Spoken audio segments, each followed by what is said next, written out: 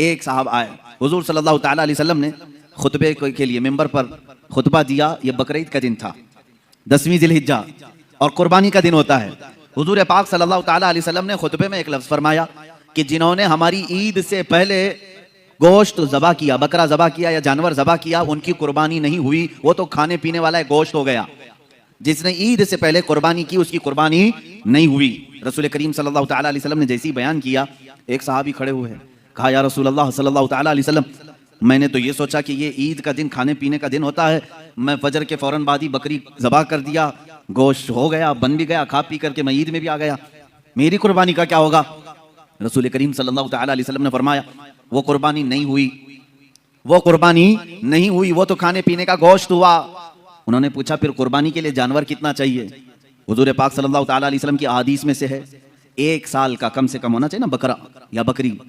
1 साल से छोटी बकरी या बकरा ज़बा नहीं कर सकते आप, जायज़ नहीं है आपके लिए, वो जायज़ नहीं।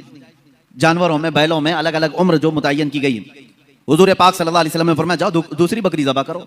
वो साहबी खड़े होते हैं, आका मेरे पास उसके अलावा कुछ भी नहीं था, एक 6 महीने का बकरी का बच्चा बाकी है, क्या मैं ज़बा करूं? हुजूर पाक सल्लल्लाहु ताला अलैहि वसल्लम ने फरमाया जा तू ज़बा कर ले, तेरे बाद फिर किसी के लिए हलाल नहीं होगा, तेरे बाद फिर क़यामत तक किसी के लिए 6 माह के बकरी के बच्चे के ज़बा करने की इजाज़त नहीं दी जाएगी। इसका मतलब है नबी मुख्तार कुल हैं, जिससे जो चाहें अता करते हैं। अल्लाह के नबी सल्लल्लाहु ताला अलैहि वसल्लम वो शारिअ इस्लाम है, बानी इस्लाम है, यानी इस्लाम वही है जो नबी कौनैन सल्लल्लाहु ताला अलैहि वसल्लम के आमाल से निकला। सबसे बड़ी दलील हुजूर के इख्तियारात की, सबसे बड़ी दलील हमारी ये 5 वक्ता नमाजें हैं। पूरा कुरान हमें बताएं कि कुरान ने कहीं नमाज का तरीका नहीं बताया। खड़े होना है, रकात के लिए हाथ उठाना है, बांधना है, और रुकू में जाना है, सजदा करना है, ये तमाम चीजें कुरान में आपको कहीं नहीं मिलेंगी। रुकू की कैफियत क्या है? रुकू करने का हुक्म है, सजदा करने का हुक्म है, लेकिन उसकी कैफियत क्या है, कितना झुकना है, कितना नहीं है। तो ये कुरान में इस तरह की बात आई। अब रसूल करीम सल्लल्लाहु ताला अलैहि वसल्लम ने करके दिखाया। रकात कैसे बांधी सहाबा ने देखा, रुकू कैसे किया हुजूर को सहाबा ने देखा, सजदा कैसे किया सहाबा ने देखा। उसके बाद हुजूर पाक सल्लल्लाहु ताला अलैहि वसल्लम से लोगों ने पूछा कि नमाज कैसे पढ़ें? हुजूर ने नहीं फरमाया जैसे कुरान में आया है वैसे पढ़ो। हुजूर ने फरमाया सल्लू कमा रअयतुमूनी उसल्ली, ऐ लोगो जैसे मुझे पढ़ता देखो वैसे ही नमाज पढ़ो। मतलब यह है कि अल्लाह के नबी सल्लल्लाहु ताला अलैहि वसल्लम जो अमल करें वही शरीयत है, यही इख्तियारात हैं हुजूर पाक सल्लल्लाहु अलैहि वसल्लम के। एक हुजूर पाक सल्लल्लाहु ताला अलैहि वसल्लम के पास एक साहब आए, सोने की अंगूठी थी उनके पास। हुजूर पाक सल्लल्लाहु अलैहि वसल्लम ने फरमाया सिर्फ इसके लिए हलाल है, बाकी किसी के लिए हलाल नहीं। एक के लिए रेशम का कपड़ा, मर्दों के लिए रेशम का कपड़ा हराम है। एक सहाबी के लिए हुजूर सल्लल्लाहु अलैहि वसल्लम ने फरमाया सिर्फ तेरे लिए हलाल है, तेरे बाद फिर किसी के लिए हलाल नहीं। हत्ता कि एहतलाम हो गया, अगर मर्द को जनाबत हो गई तो मस्जिद में आना हराम है, उसके लिए मस्जिद में आना हराम है। नापाकी की हालत में मस्जिद में आप नहीं आ सकते, बगैर वजू के आ सकते हैं, लेकिन जनाबत की हालत अगर है मस्जिद में कदम भी रखोगे हराम है। हुजूर पाक सल्लल्लाहु ताला अलैहि वसल्लम मस्जिद नबवी में थे, आपके घर से मुत्तसिल लगा हुआ सैयदा फातिमा तो ज़हरा रज़ियल्लाहु ताला अन्हा का घर था। मौला अली करमल्लाहु वजहुल करीम शौहर फातिमा हैं, रसूल करीम सल्लल्लाहु अलैहि वसल्लम के दामाद हैं। अब उनके लिए नहाने का अगर कोई मसला पेश आता तो उन्हें मस्जिद से गुजरना पड़ता। हुजूर पाक सल्लल्लाहु अलैहि वसल्लम ने फरमाया जनाबत की हालत में सिर्फ अली के लिए मस्जिद में आना हलाल है, बाकी किसी के लिए नहीं। सिर्फ मौला अली करमल्लाहु वजहुल करीम के लिए हलाल करार दिया गया कि अगर इस हालत में ये मस्जिद में आए तो इनके लिए हलाल है। ये शारे इस्लाम है, ये बानी इस्लाम है, वो जिसके लिए जो चाहे अता फरमाए। हजरत अबू बकर सिद्दीक रज़ियल्लाहु ताला अन्हु के लिए खुसूसी इख्तियार मिला है, कुछ ना कुछ सबको खुसूसियात मिली है। हुजूर पाक सल्लल्लाहु ताला अलैहि वसल्लम ने फरमाया था मस्जिद नबवी के आसपास जिसके भी मकान की खिड़की खुलती है वो बंद कर दें, मस्जिद की तरफ खिड़की ना खोलें, मना था। लेकिन हुजूर सल्लल्लाहु अलैहि वसल्लम ने फरमाया सिवाय अबू बकर सिद्दीक की खिड़की है, अबू बकर सिद्दीक की खिड़की अगर मस्जिद नबवी की तरफ खुली रहे उनके लिए जायज है।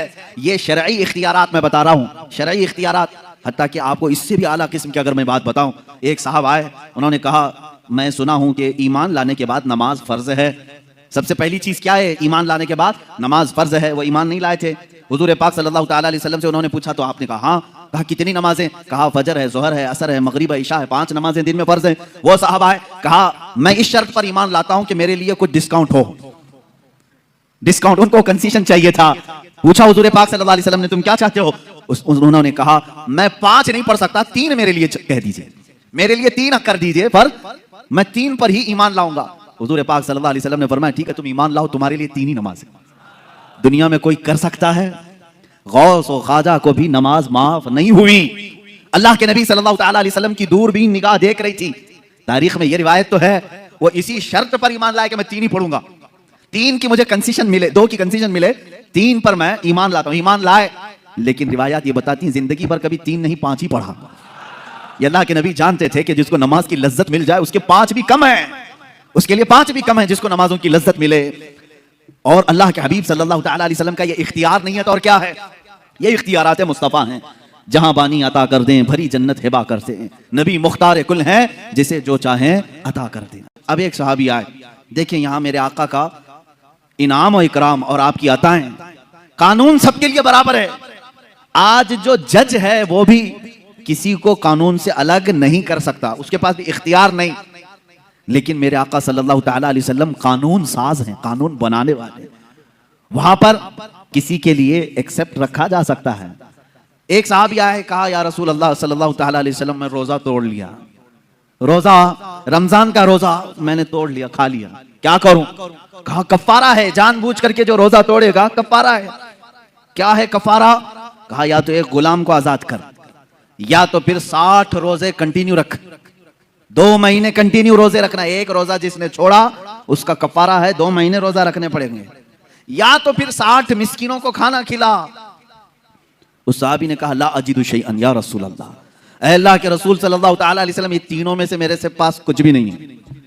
मैं ऐसा हूं नहीं कि गुलाम आजाद करूं, और इतनी ताकत नहीं है कि 60 दिन के रोजे रखूं। एक ही तोड़ दिया, 60 कहां रखूंगा? और 60 मिस्किनों को खाना खिलाने की बात मेरी ताकत से बाहर है। ये 3 ऑप्शन थे, लेकिन तीनों करने की ताकत नहीं थी। हुजूर पाक सल्लल्लाहु ताला अलैहि वसल्लम ने क्या फरमाया? जा, अब इसके बाद मेरा इख्तियार नहीं है, जो चाहे, अल्लाह का हुक्म था मैंने सुना दिया। नहीं, बिठाया, थोड़ी देर इंतजार करो। महफिल में एक साहब खजूरों का टोकरा लेकर के आए, खजूरों का टोकरा। रसूल करीम सल्लल्लाहु ताला अलैहि वसल्लम ने वो टोकरा उठाया, उस साहबी से कहा जा पूरे मदीने में ये खैरात कर दे, तेरे रोजों का कफ्फारा हो जाएगा।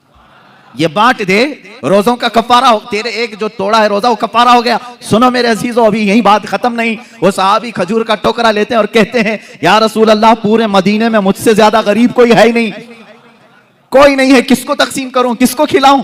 अल्लाह के नबी सल्लल्लाहु अलैहि वसल्लम ने फरमाया तू खुद खा ले, कफ्फारा अदा हो जाएगा। यह है शान इख्तियार, इख्तियारात मुस्तफ़ा सल्लल्लाहु ताला अलैहि वसल्लम की असमत ये है।